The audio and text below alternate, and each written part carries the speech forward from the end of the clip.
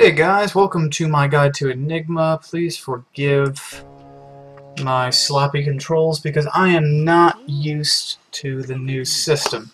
So the first thing you're going to notice I do is that I deny the creep at the start, and then I hesitated there for a second, but basically you want to deny the creep for your mid by using your W, and then running back to the fountain. You start off by buying 3 Clarities and 1 Sage's Mask, which you will turn into a Soul Ring. So now that you have denied this guy mid, and now he has a little bit more space, and this is a replay by the way, there actually isn't anyone bothering him mid, so he really wins that lane. You're going to go ahead and go straight to your handy-dandy medium camp. Always use this spell, your Demonic Conversion, on the biggest creep you can, and always try to micro these little dudes so that they never die until they can multiply. Now that I'm level 2, I will get a value point in Midnight Pulse. I will not level this up again until both of these spells are maxed and I have 1 point in Black Hole. In fact, I don't think I'll even level it up then. But basically, you want to get the value point in Midnight Pulse. You want to max Demonic Conversion by level 7. Use all your extra points in Malefice and get your Black Hole at the 6, 11, and 16 marks. However, since it only reduces the cooldown by 10 seconds per level and it increases the mana cost by 100 points per level, it's not always ideal to get Black Hole. Really quickly, I want to point out one of the big reasons that you level this up, of course, is the value point gives you a 4% damage per second, and by maxing it out, you only get 7% damage. So you get a lot of damage for very little mana by just putting 1 point in it. But the big thing is it has a huge AoE, which makes it so you don't have this space. Pretty soon, I believe, I'm going to use it in this area, and I can destroy these 2 trees, so I have an easy path from here to here to here, and then if I want to continue down here, I can actually use it here, and then I have a very, very, very easy path jungle. And it's one of the reasons why Enigma is the most efficient jungler in DotA. I'm going to fast forward just a little bit here. And it looks like we waited for a long time. Let me try this.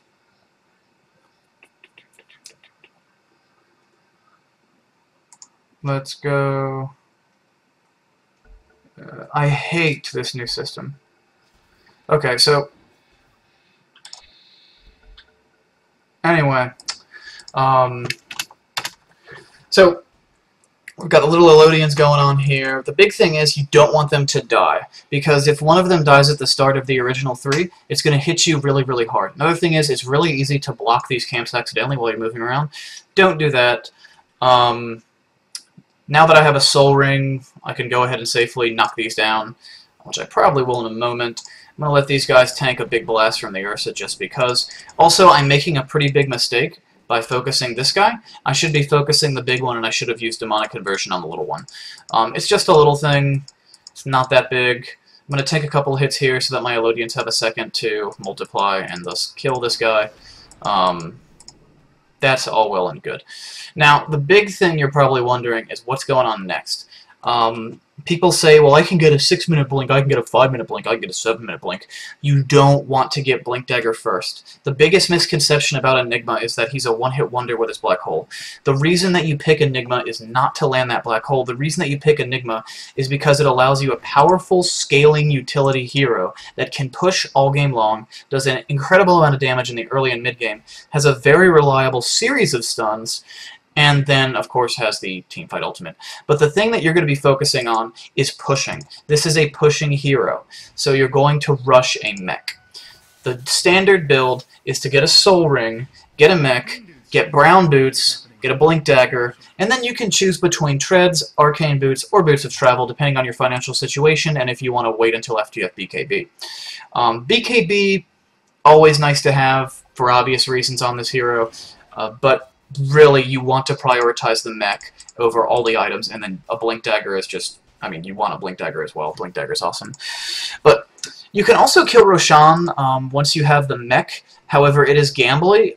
If you make one tiny little micro mistake, you will lose the Roche. So it's not something I do every game, but you can see here I'm already starting to pick up the pieces of my mechanism, and I already have my headdress. Now, let's take a quick pause. We are at 3 minutes and 56 seconds. I already have the headdress, the soul ring, two of the three pieces of the bracer. So at this point in time, I believe I'm 1,100 gold away from having a full mech, and it's not even 4 minutes yet. So that's pretty darn decent. Just notice the little things I'm doing, making sure that my guy, I think I'm going to convert this guy, convert this guy, convert this guy. There we go. It's probably looking at something on the map. But you always want to use it on the biggest possible creep that you can. So you always want to focus the smaller creeps that are left, or in some cases you just have to use it on the smaller creep. For instance, you can't use it on the Hellbear Smasher. Cool, that worked out just in time. It's 6 attacks. It takes 6 attacks for them to multiply. When they multiply, it looks like their time has been reset, but their time actually hasn't been reset. It's just this, whatever time was left is now the equivalent of the full one. You can see they're ticking very, very fast now, just 5 seconds left. And they do get full health, though, which is very, very nice. It's one of the reasons why you can kill Roche with this hero if you're good about it early. So that's most of the big things. For moving into the later portion of the game, let me turn this up just a bit, and I will switch to my perspective. So, moving on later into the game, the biggest thing that you want to do is get that mech and your brown boots as fast as possible. Once you have these two items, always carry at least one. Sometimes you'll need 2 TPs, and you'll be able to push lanes like there's no tomorrow. You can push lanes with your... If you have a little bit of space, you can push lanes with your minions alone. If you're with your team, you can combine your minions with the power of your 1 point in Midnight Pulse, and combine that on top of the fact that you have Black Hole and the mech. The Black Hole is nice. Another thing that you really need to think about Black Hole is that in the early game, it's not going to be a spell that's going to win or lose the game. It's a spell that's okay to just throw away or use on one hero. A one-man black hole, if it's a guaranteed kill on an important hero, then it can be worth it at times. Not saying that you want to do that every game, but it is something that can be viable in certain situations. And it's something that if it's, for instance, on their safe lane farmer, you can guarantee a kill with a black hole, go on and do it. Another thing that you shouldn't underestimate is the ability for Enigma to do damage. Once Enigma has these level 4 guys, they do 47 damage per hit, and you can have a whole... Let me turn this down.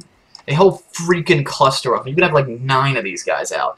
So that's 9 times 47 damage minus the armor on your enemies.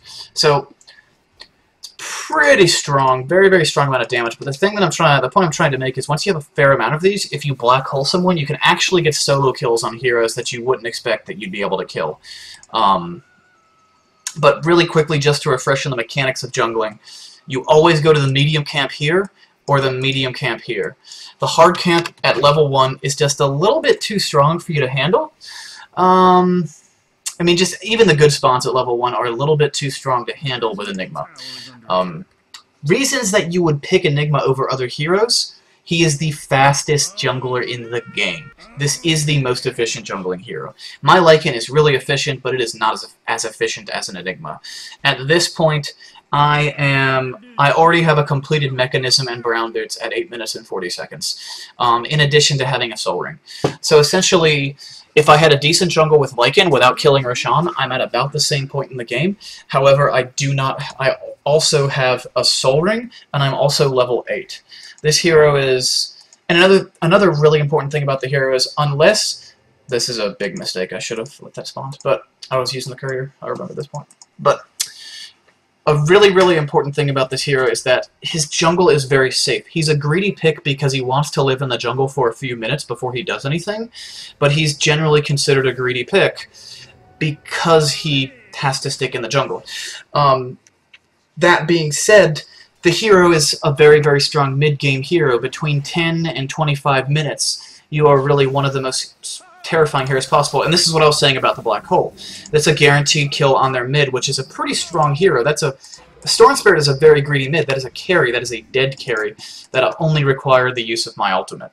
So I was also able to save Dazzle's life, which is kind of a nice bonus. But anyway, that's the main thing. That's the big thing about Enigma. That's not the big thing, but that's the main points about Enigma. Some other things that you need to remember is that if you're about to die or your team's really low, you can always pop your, if you won't die from some sort of damage over time spell, you can always pop your Soul Ring and then pop your mech for a really solid heal on your team.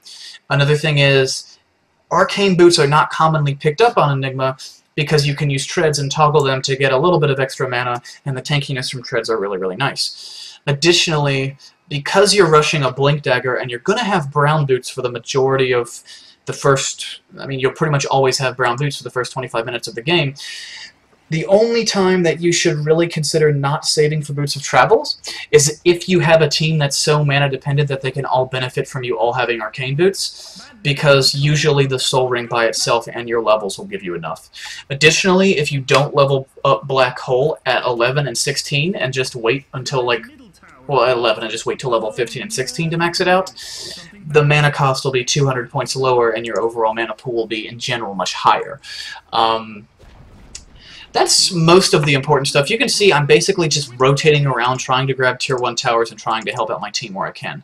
The mech is a really, really, really big item.